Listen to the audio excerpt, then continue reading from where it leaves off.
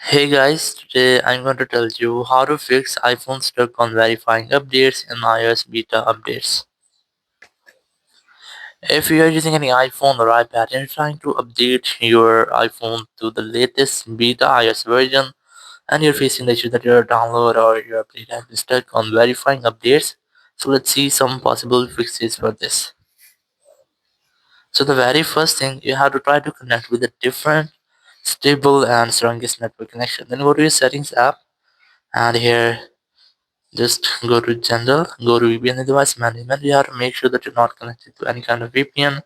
Then go to software update section and just try to download or try to note your download size here. So you must see your download size or your update size.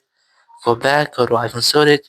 You have to try to free up space 5 GB or 10 GB more than your update size.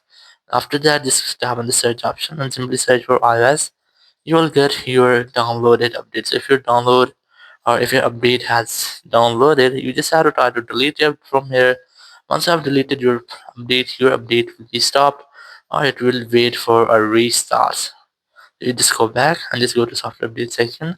So now you can restart your update.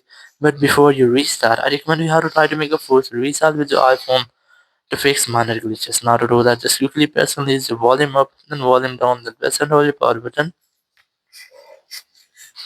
and wait for your phone until its screen goes fully black. And once you get the black screen, you just have to wait for Apple logo. And once you get Apple logo, just release the button and wait for your phone until it restarts. After restarting, just unlock your phone. And here you have to go to settings. Very first, try to connect with the network. After that, just go back and open your settings. Go to general, go to software update. I recommend you have to retry to check for your storage. So just note your download size from here. Then go back, go to iPhone storage, and you have to make sure that you have 5 to 10 GB free more than your download or your update size. After checking that, just go back, go to software update, and just start your update now. So once I've restarted your update, you will not get the issue again. Thank you very much for watching the video. Until next video, bye bye.